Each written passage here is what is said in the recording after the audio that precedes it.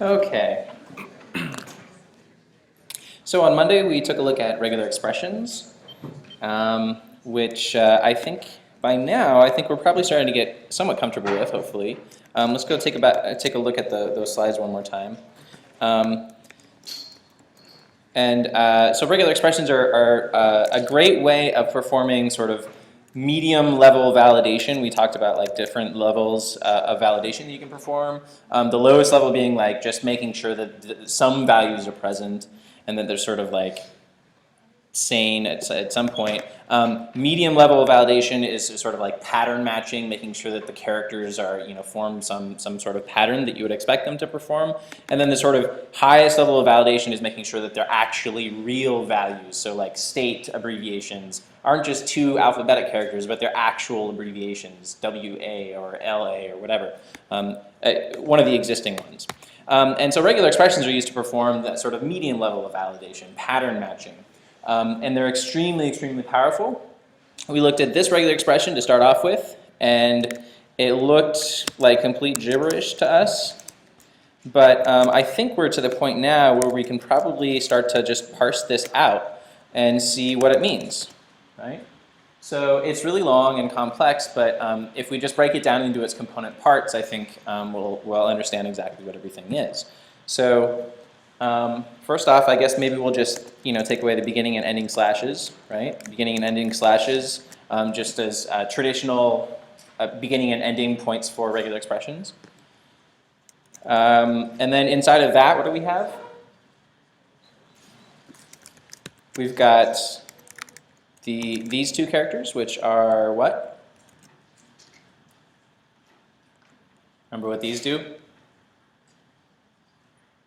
Anyone? Come on, I know you guys know what these do. You got to speak up. Yeah, they're anchors. Yeah, so these mean the beginning of the string and the end of the string, respectively. So like this just says, like when I have this at the beginning, it just says that this has to follow the beginning of the string. Okay, and then we can just break this down into smaller parts. So like this part here is one part, and then there's another part, and then there's another part. Okay? So what do each of these parts mean?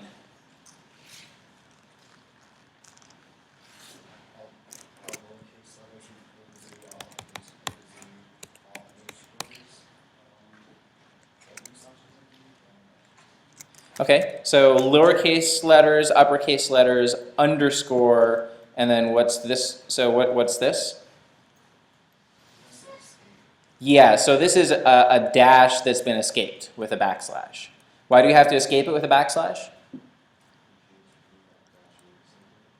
Well, so we're not in PHP yet, so this is just like we're analyzing just a plain regular expression. So the dash is over here used for a special thing to indicate a range, right? So inside of these square brackets, we have to escape a dash if we want to actually match the dash character. Okay, so this together, all in the square brackets, this means what?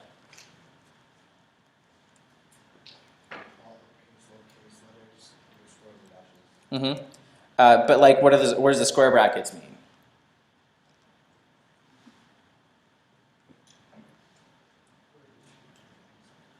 Yeah, well, so it can be any of these characters inside of it as like a single thing, right? A single slot can have any of these characters. And then what does this do?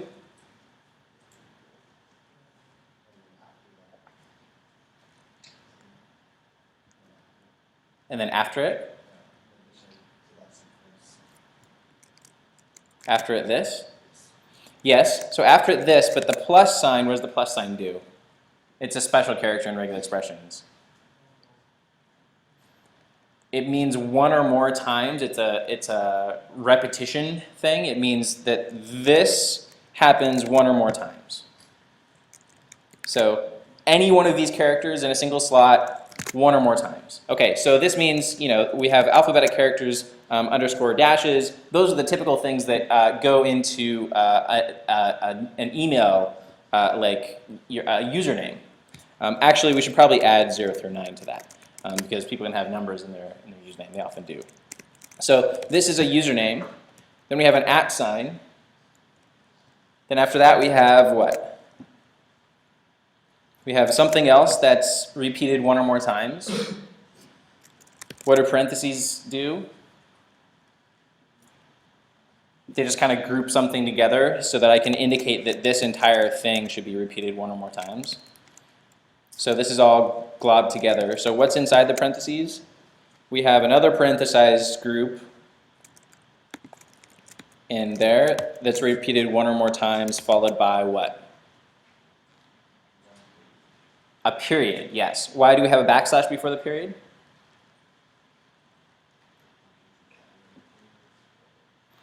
In PHP, you concatenate with periods. Yeah, well, we're in a regular expression, and in regular expressions, what does a period mean? What does a dot mean? It's a wildcard for any character at all. So we don't want to match any character at all. We want to match a literal dot. So this parenthesized thing, inside of it has, actually, we don't even really need those parentheses there, do we? And we should probably add 0 through 9 to that too. So this is the same thing that we had up there. So this is all the characters that can go into a domain name. Google.com, io9. Whatever.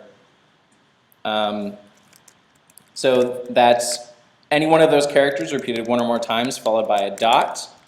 And then that entire thing, something dot, repeated one or more times. www.google.com. So the last part here is the .com or like net or cc or ly or whatever. It's the top level domain, and that can have only uppercase or lowercase characters. What does this do? It means between 2 and 4 times. So between 2 and 4 uppercase or lowercase characters. No less than 2, no more than 4. So this entire thing, if you break it up into its parts, this matches what? An email address. So this is sort of a plausible match for the pattern of an email address. So again, regular expressions are extremely difficult to read.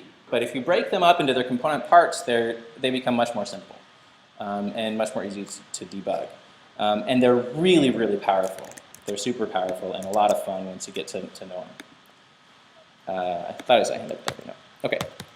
Okay, so we went through a lot of the special characters in regular expressions.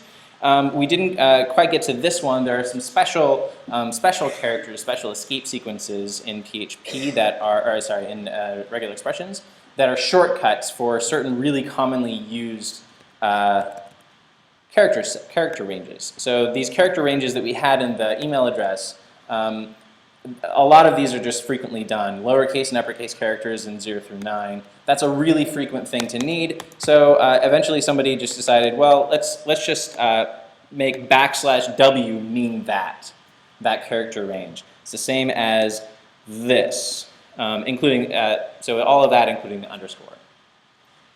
And then \W is the inverse of that. So basically this entire thing with a caret at the beginning. So the caret inside of a square brackets means negation. So the opposite, the complement of that.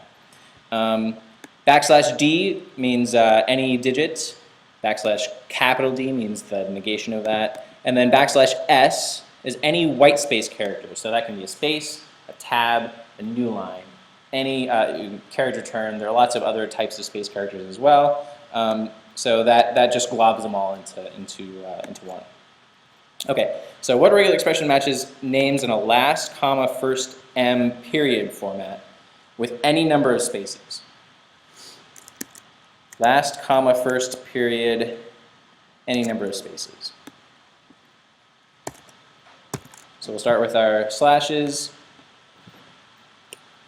Last comma first. So we're going to have a comma in there somewhere. And at the end, we're going to have a period, right? I have to escape that. Good job. Okay, we have to have a comma somewhere in a period. We're gonna have like the last name be like here, and the first name be here, and then we're gonna have an initial, right? So what's the initial gonna be? Just one capital, so A through Z. And this is going to be the first name, \W. Okay. Is that it? Just \W? What'll \W? So \W represents a single slot. Plus would indicate one or more. So, and then before that, then we can basically do the same thing for that. Okay. We don't have any spaces in here though. So it would be probably like last comma some amount of white space. How do we indicate any amount of white space, of any kind of white space?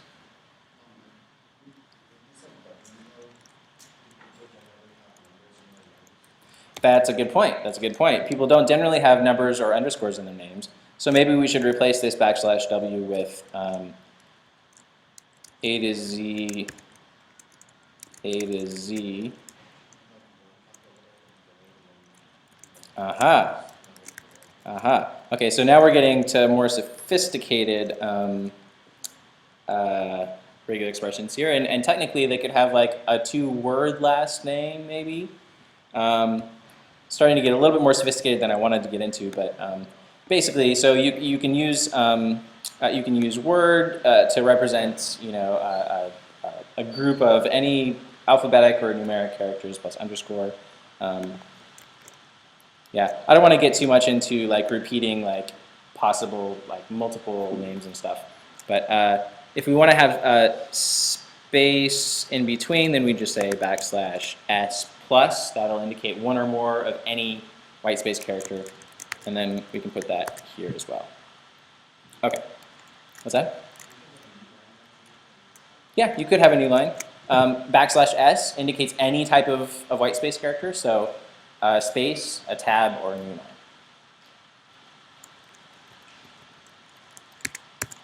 Okay.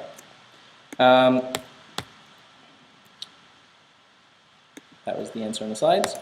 Okay. Yesterday in section, we took a look at how to do regular expression matching in PHP. The primary one that we use most of the time is preg match. You can also use preg replace to find and replace, do like a search and replace with complex patterns. And then preg split is like an explode. PHP explode allows you to split a string into an array. Preg split allows you to split a string on a more complex pattern than just like set specific characters. So that they're also very useful. But most of the time, we're just for our purposes, we're probably just going to be using preg match. By the way, preg stands for Perl regular expressions. Perl is a programming language that regular expressions have been around for a little while before Perl came along, but Perl greatly enhanced the language of regular expressions. And by now, Perl compatible regular expressions are the standard. They're the most powerful. Okay, so form validation, for example, with regular expressions, we get the value that was submitted, and we perform a preg match on it. The first parameter being the pattern, and the second parameter being the value, the string that we want to try and match that pattern with. And if that doesn't match, then we will print an error. So that's an example of form validation. I'm not really going to look too much at this, but this is a good example of using preg replace, preg split, and preg match all together. The one thing I do want to point out is that when we're using PHP, we do have to double backslash. We have to double backslash inside the pattern string. And the reason for that is that, so anytime we want to use a backslash, we have to make it a double backslash. And the reason for that is that PHP, before it sends the string to preg match, it has to go through and see if there are any backslashes inside of it. because it has to look for any quotes that are backslashed. Because if there are quotes inside here that are backslashed, then it needs to know to read to the next unbackslashed double quote, right? So it has to take first pass at this string. It converts anything that's backslashed into anything that's a double backslash into a single backslash, and that single backslash gets sent to the regular expression engine. Okay, so that's something that's important to remember when validating using PHP. Okay, so let's go back to our, we had a turn-in example, and we're just going to do a little bit more validation of the stuff from that example. Regular expressions, turn-in. So we have this form that we were filling out. We can enter our name, student ID, and we can choose a section, and so on. But we haven't really done much validation on this. So what I'm going to do is I'm going to add a little bit more validation. We're going to check several different things. We did perform some really super basic validation. We checked to make sure that the student ID and the section and the assignment weren't empty and that the student ID was an int. But those are super basic levels of validation. We want to do some more regular expression type validation. So what I'm going to do is I'm going to perform some validation on some of those things. I'm going to say if, so we have a valid variable here that we're going to set to false if anything is not valid. And I'm going to use preg match, and I'm going to have some pattern, and I'm going to match that to student ID, for example. And if that doesn't match, then I'm going to say valid equals false. So how would I do a regular expression pattern matching on the student ID? Student ID is how many characters? 7. So it has to be 7 of numbers. Okay. So we can use what we just learned. We can use \d for digits. And how do we do 7 of that? Curly 7.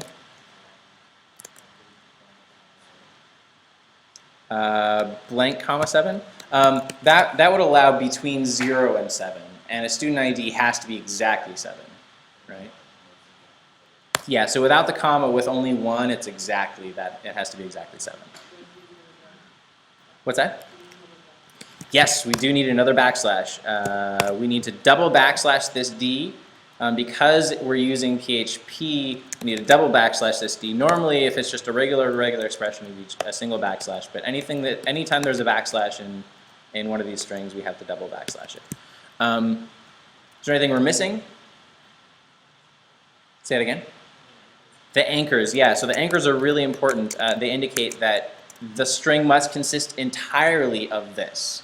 If we don't include these, then if there's a really long string that somewhere in the middle of it, it has exactly 7 digits in a row, then that would still match. And we don't want that to match. We want the string to be entirely consist of those 7 digits.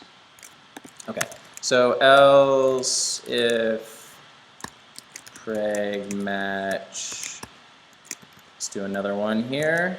Let's match the section. Valid equals false. So we're going to match the section to the sections that we know of. So we've got a list down here where we're outputting all of the TAs, and we know their section and their name. And we're using that an array that we declared all the way up here to find that out. So what we can do is we want to match any of those. We have a list up here of stuff that we want to match. We want to match it down here. Actually, I think what I'm going to do is I think this is going to require a little bit more work. What I'm going to do is I'm going to use some special array functions to get the keys, these things, out of this associative array. So I'm going to say sections equals array keys, TAs. Okay, so those are the section abbreviations. And then what I'm going to do is I'm going to combine those together into pipe with pipe characters. Implode.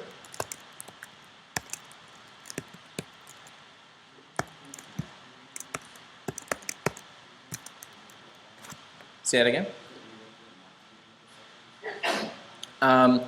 We want the value that's submitted to only be one of those values. So if the user, for example, like uses Firebug to change the value that's submitted, then it will not validate. So we're using this set list of sections to validate against.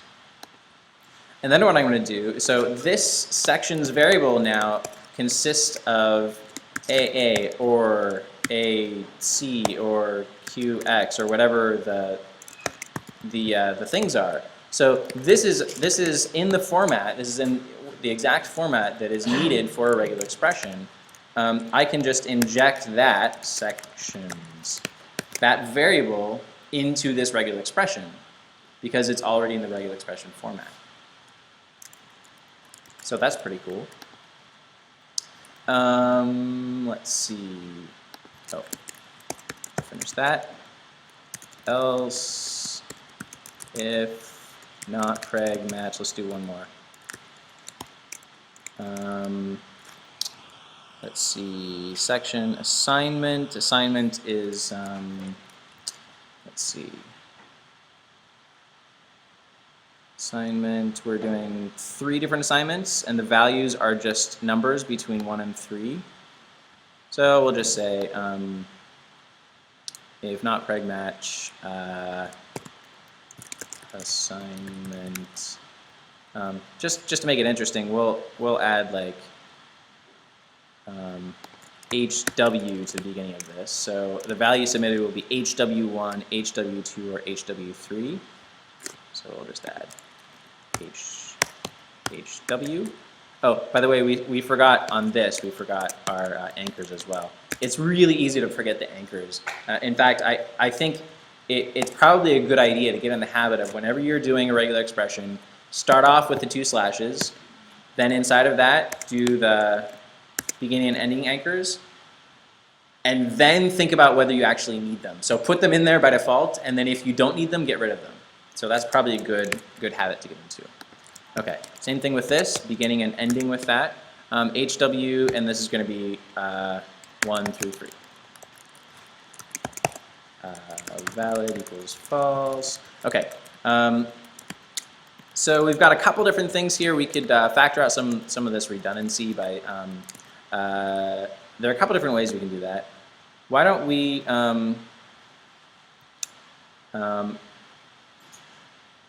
yeah, so what I'd like to do is I'd like to make this nice and easy. I want to loop over these.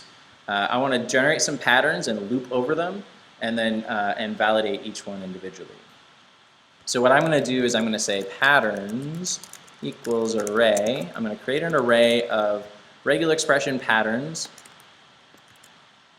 and the values to match them to. Actually, no, I'm going to say SID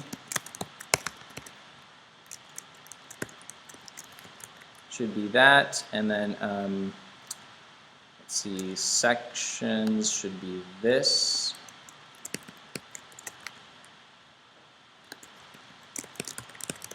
Section should be that. In order to do that, I'm going to have to declare this first.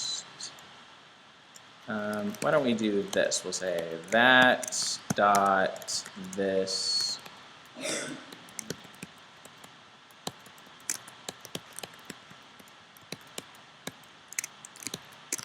dot the end of the regular expression. So I'm injecting this implode inside of the regular expression. And lastly, we'll do this assignments. Assignment is going to be this. Have a comma at the end of the stuff. Okay, excellent. So what I'm going to do is I'm going to loop over this associative array. Instead of doing all of these if-else statements, I'm going to say for each patterns as, so the key is the parameter name, and the value is the pattern that it should match. I'm going to say if not preg match pattern. Okay, so what I've done up here is I've gotten variables that I've assigned these names, SID section assignment. What I'm going to do is okay,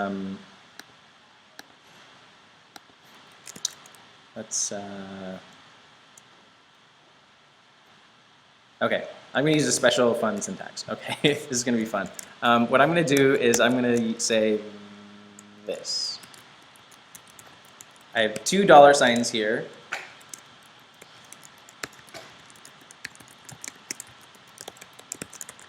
I'm calling this variable param name.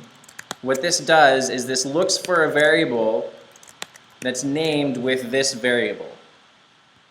So when param name is SID, it looks for the variable called SID. When param name is section, it looks for the variable called section.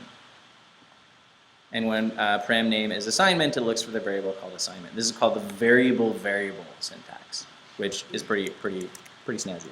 So, and then in that case, I'm going to say valid equals false.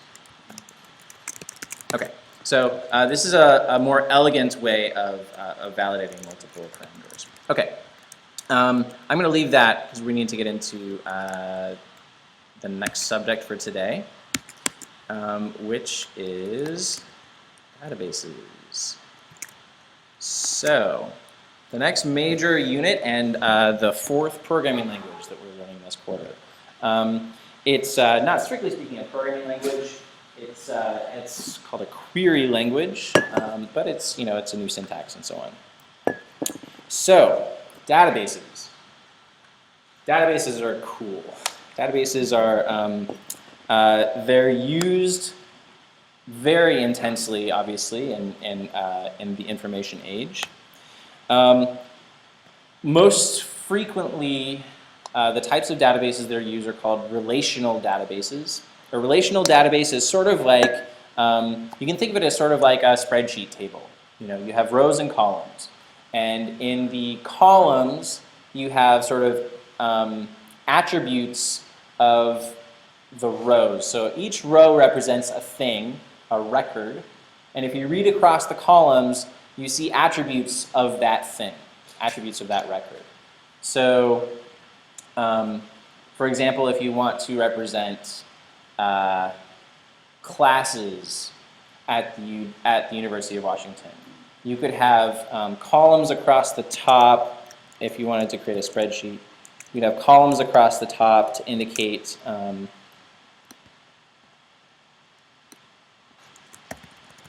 let's see, instructor, abbreviation, the course abbreviation and number. So you could say MDUC, abbreviation is CSE, the number is 154. So another instructor, staff, might teach CSE 143. And so each record here, if you read across, is a thing, that's a unit. And it has these different properties.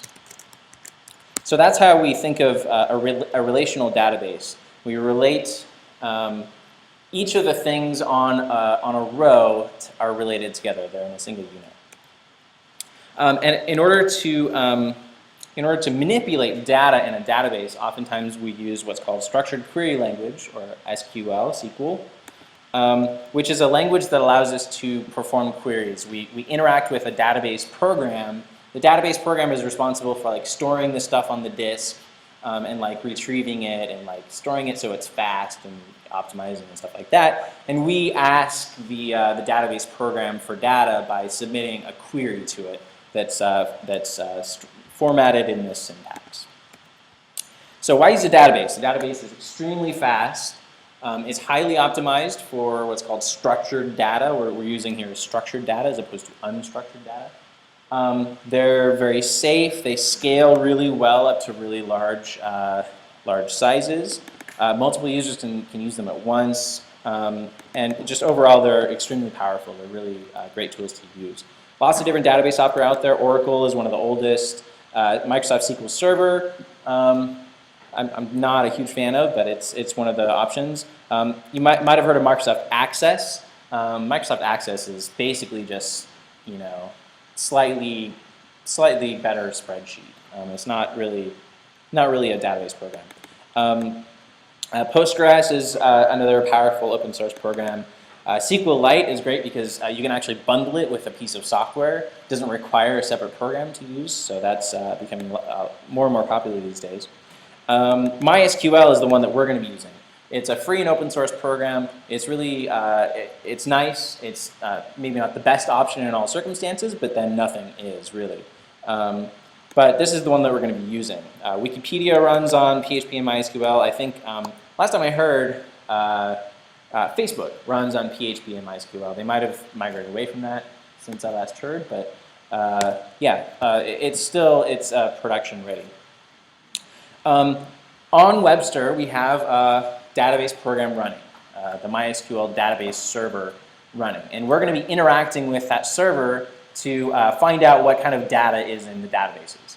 And we have several example databases set up that are really small, just sort of practice databases to allow you to just perform simple test queries on. One of them is the Simpsons database. We've got a couple of tables in there. A table is just a set of rows and columns, basically. A set of records, and each record has these three attributes: an ID, a name, and an email. So that's in the students table. In the teachers table, each record has an ID and a name. In the courses table, each record has an ID, name, and teacher ID, and so on. So this is one of the example databases we have set up. If you want to test queries on this database, you use the username Homer and password donut with a 0. Another example is a world database. This has records of countries, cities, and languages that are spoken in different countries, cities that exist in different countries, and so on. This is the test username and password for this database: traveler, pack my bags. And then lastly, we have a full dump of the IMDb database from probably about 12 years ago now, so it's really old. But it's a full, complete dump of everything from IMDb at that time. So this is a huge database. This is a very big database. This was the really small one. This is a medium size, and this is really huge. Got a lot of different tables for movies, actors, roles that actors have played, and so on. We have also a smaller version of this with a subset of the records, because the big one is so big. We have like a smaller one with just test values in it that we often use in lecture slide examples. So when we're going to be using this IMDb database, oftentimes we'll use IMDb small first to test our queries to make sure that they're good queries and they don't bog down the server. And then we'll graduate to IMDb once we're satisfied that our queries are good. Okay, so that's what we have set up on our server. Let's get into the syntax of SQL. The most basic query is a select query. You indicate with a select query, give me these columns where these conditions are met from this table in this database. So you're just asking for information. You're asking the database program for information. You can also create new records in a database. We'll talk about that in the extra session on Friday. We're not going to get into that this quarter, really. For this quarter, we're just going to be doing selects. SQL is the language that defines this syntax of select statements, insert statements, this into stuff, values, where, and so on. All of the things in uppercase here. Traditionally, all the SQL commands are in uppercase, although they're actually case insensitive. It sort of makes it easier to read if you put all the SQL keywords in uppercase. So this is a standard SQL, syntax that's used by a lot of database engines, with like little minor differences between the two sometimes.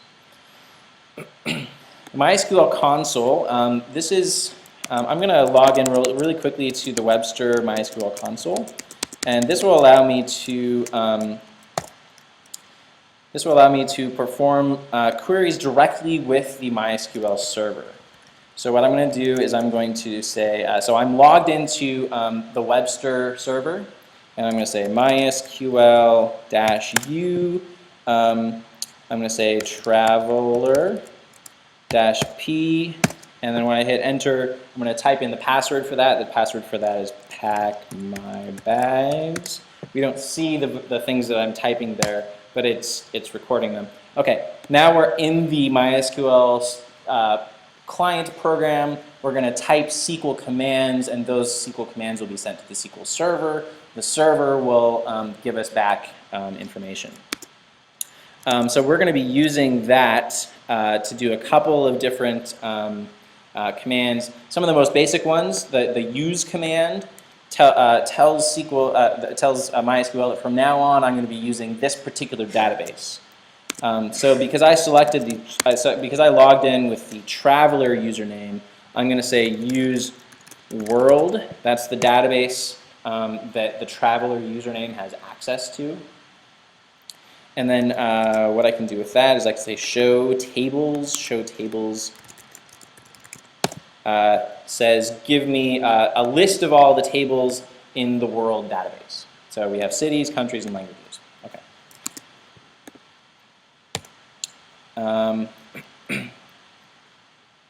This is an example of using the MySQL console to select particular things from the actors column of the IMDb small database. So let's do a couple of select queries. The select statement is the most basic statement for getting information. You say select and then whatever columns you want from the particular table. So select name from countries gives you back a table that has just the name and the code from countries. I can also say select star from countries. That broke. So Webster is getting old and it drops the connection sometimes. But so what it gave us was a huge table with lots of columns, and it's kind of cumbersome to read all of this inside the MySQL console. So oftentimes what we do instead of doing that, what we have set up is a little program that allows you to type in a SQL query and see the results immediately. So we're going to use the world database, so I'm going to do exactly what I did before. Select star from countries, submit the query, and it says, okay, excellent. This is all the results that the MySQL server gave me. So there's a lot of records here, there's a lot of countries, and each country has several pieces of information, so there are also lots of columns. Yeah. Okay, so where did I use here? So this is a program that I've linked to from the lecture slides page. This is a program that's great for doing your testing as you're developing your as you're just practicing or you're developing your homework assignments. But what this does is this little web page here interacts with them, in turn interacts with the MySQL server. So when I hit submit query, the program that I've written here goes and contacts the MySQL server, gives it my query, and then it gets the results, it sends the results to me. So this page here, this page is a PHP script that's acting as a go-between between me and the MySQL server. So that's where we're getting the information from, is the MySQL server. It's just a nicer interface than having to log in via the console, basically. Yeah.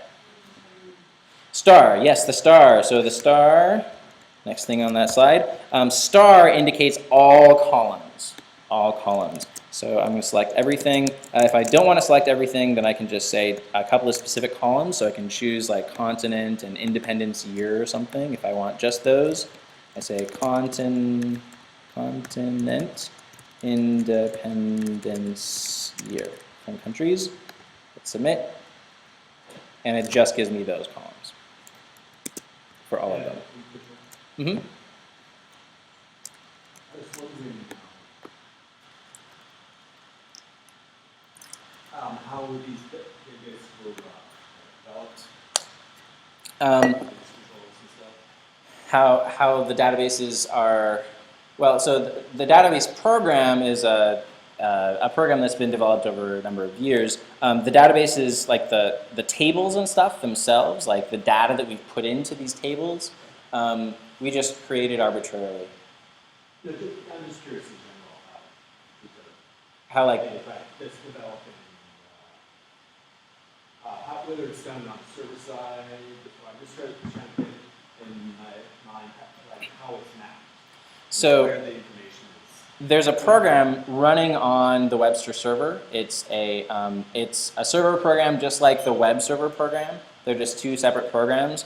And the MySQL server program is what's responsible for, it accepts queries and it does whatever, so it accepts, you send it SQL commands and it does whatever you want to do with that SQL command. It creates a table, it creates a database, it inserts records into a database, it selects records from a database and gives you the resulting records, things like that. So it's a program that we interact with. And in PHP, as we'll see later, we can interact with this MySQL server by connecting to it and sending it commands through PHP.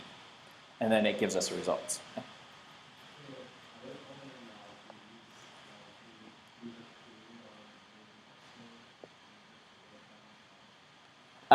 You're only allowed to do select queries, except everybody will have their own databases that you can just sort of play with yourself. And on your own database, you can create whatever tables you want to. You can inject, you can create any data that you want to in your own tables. We'll look at that in the extra session on Friday. Okay, so the select statement. There's a modifier that you can add, select distinct. This reduces the results so that each one is unique.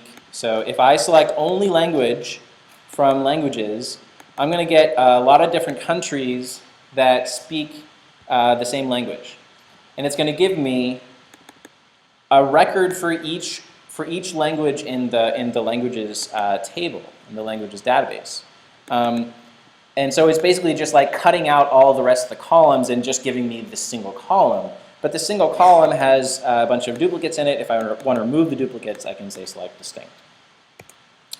The where clause allows me to filter the results so that I'm only going to get certain results. I'm going to search basically through this table for rows, for records that meet these certain conditions. So select columns from table where, and then after that we have conditions that have to be met. So where country code equals FSM. So where country code equals so select name population from cities where country code equals FSM. This gives us these two cities. FSM, I forget what that is an abbreviation for. So why don't we look it up? So select, let's just do this. Select, oops.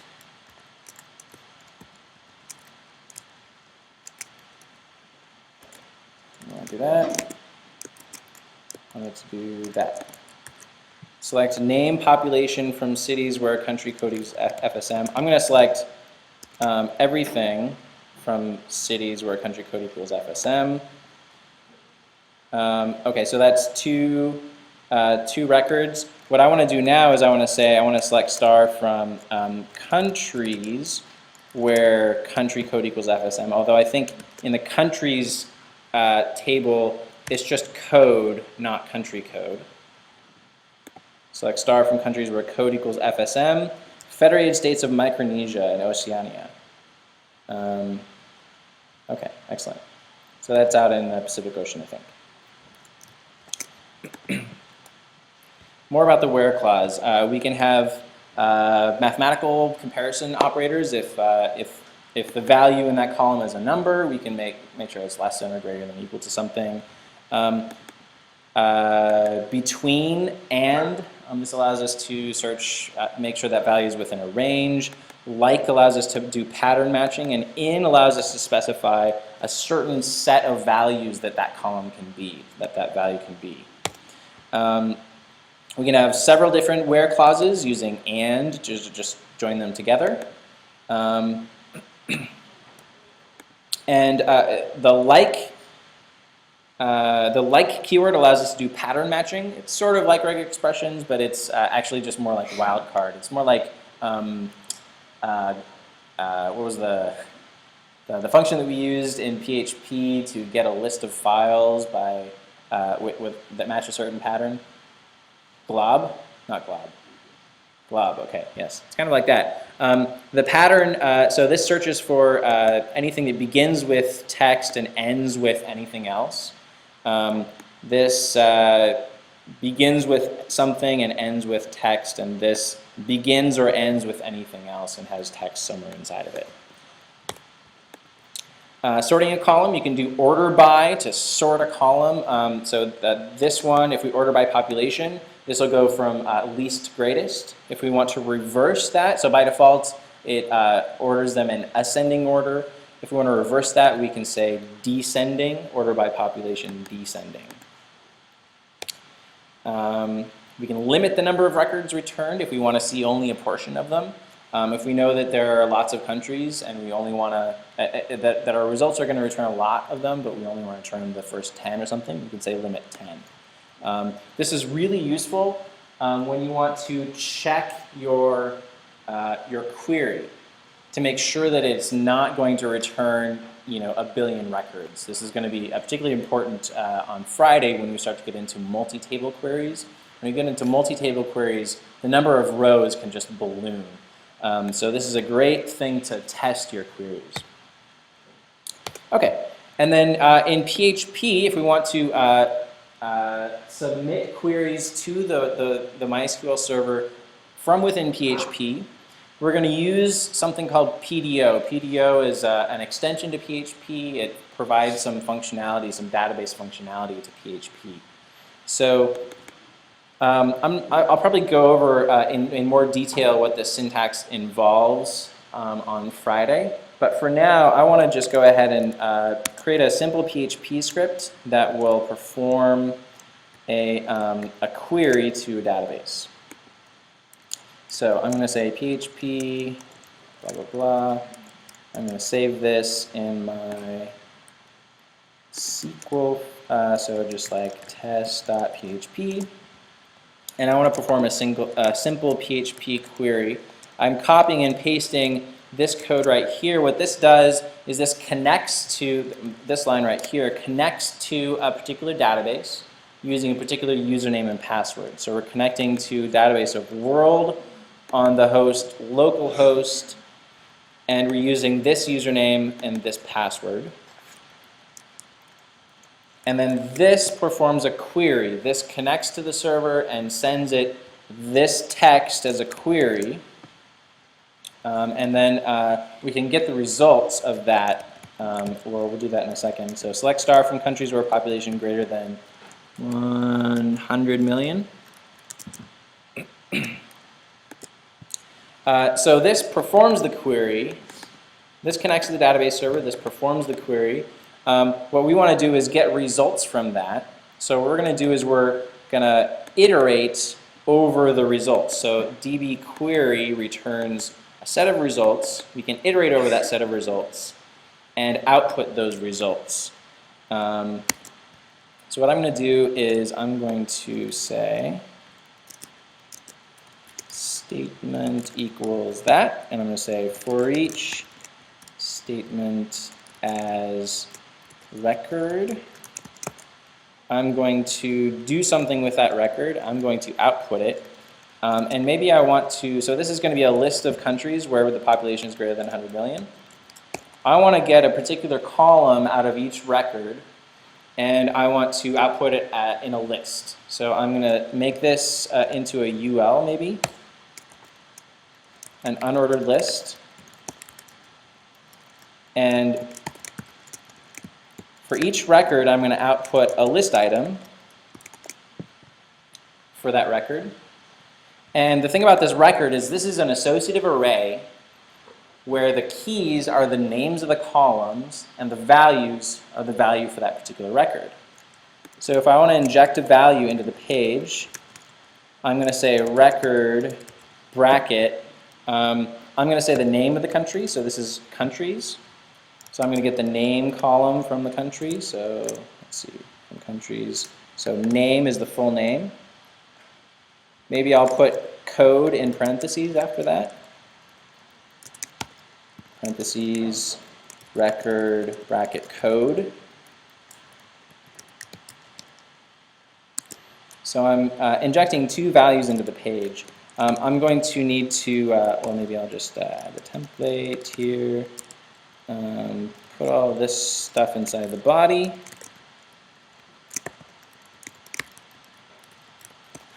And I'll say all countries with population greater than 100 million. I'm going to upload this to Webster. Put it in my there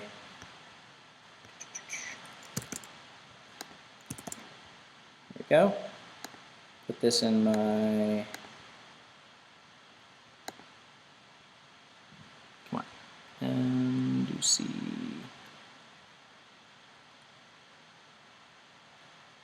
there it is. Upload this and Webster and Ducey 12 SQL test.php.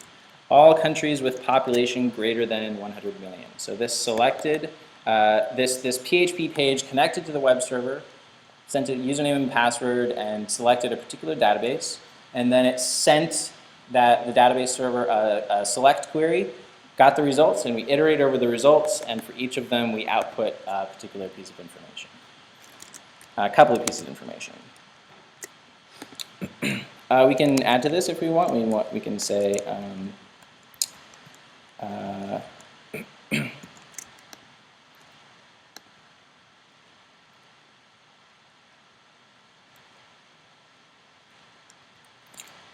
we can say, let's see,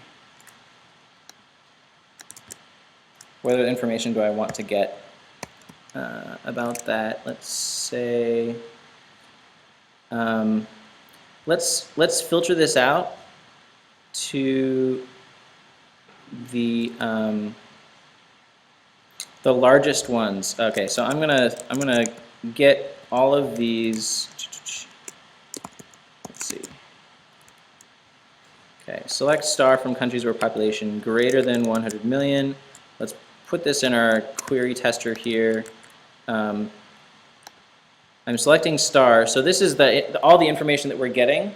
We're only selecting a few of these columns to output in our PHP code. But I'm going to take a look at surface area here, and maybe we'll say that the surface area has to be greater than 1 million kilometers. 1 million square kilometers. So we'll add an additional where clause here, and surface area is greater than 1 million.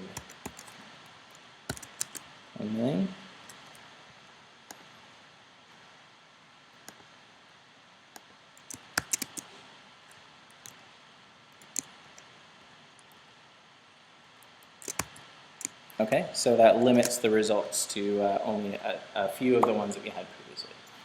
Okay, couple more things that I wanted to point out. First off, we've had a couple questions. This is sort of an FAQ. We've had a couple of questions about validating your PHP output.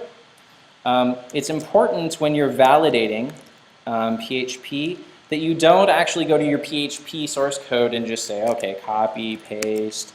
I'm going to go to the validator and I'm going to paste that in. because what you're pasting in is PHP code, and PHP code is not part of HTML. PHP code is in addition to HTML. It supplements HTML and then it outputs HTML. So what I want to do is I want to validate the source code that's sent to the browser. So the source code that's sent to the browser, this is generated HTML. This is what I want to validate. When I paste this into the validator, that's valid HTML code. It contains just HTML and not PHP. So remember that PHP is sending HTML output to the browser. It's generating HTML output. The other thing to point out is that you'll notice that the indentation is really funky in this. If I actually look at the source code for the actual HTML source code that's sent to the browser, this is really kind of bizarre. That's totally fine. That's totally fine. Our goal is to not to have like super pretty HTML. Our goal is to see the source code that you actually look at, whether it's plain HTML or whether it's HTML with PHP, is easy to read. So all we care about when we're writing PHP code is that our PHP code looks good. We don't care about the results that's sent to the browser. Yeah. So for homework, we're just saying that validate, like uploaded on Webster, would that work? Yes, when it's uploaded to Webster and you hit the validate button, assuming it's, yeah, so what that does, it sort of like copies and pastes the output, the HTML output. It doesn't send the PHP code to the browser, to the validator. That's a good question. Okay, let's just take a look at your homework 4 real quick. Your homework 4 was posted earlier today. Deals with PHP. And this is a fun one. I think you guys are going to enjoy this. Nerd love. So you're going to be doing a nerd dating site. So this is a pretty cool one. The goal of this is to allow people to come to your dating website and sign up and create a profile. They answer certain questions about their interests and what personality they have and people that they're interested in. So they sign up and register. You add them to a list of people, and then when they come back, you can find. So this is their sign up page. This is ask their name and age and so on. And then when they come back, they can see a list of their results. So when you look at their record, you see what they're looking for, and then you compare those preferences to whatever everybody else is looking for, and you find matches. So there are two main pages. There's the sign up page and the returning user matches page. There are several different qualities that you're going to have to match between both the user that is looking for matches and the other people in the database. So you're going to have to match age, for example, has to be within a particular range. Personality types have to match to a certain degree. Favorite operating system has to be the same, and so on. You're going to have to do some form validation. Let's go take a look at that. Some form validation. So you're going to have to make sure that if the user submits invalid data, you're going to have to be able to catch that. So the name has to not be blank. The age has to be an integer between 0 and 99. Gender, the personality type, you're going to have to do some pattern matching for each of these. You're going to be submitting several different files, including a file containing any common code that you have used in all of the pages. So many of these pages have redundant HTML code, and you're going to need to find a way to factor that redundancy out. Sign up, and so each of these, the sign up page and the matches page, are split into the form page and the PHP code that receives the submission. So you're going to have several different files that you're working with. And that's due next Wednesday. Have fun in lab tomorrow. We'll see you Friday.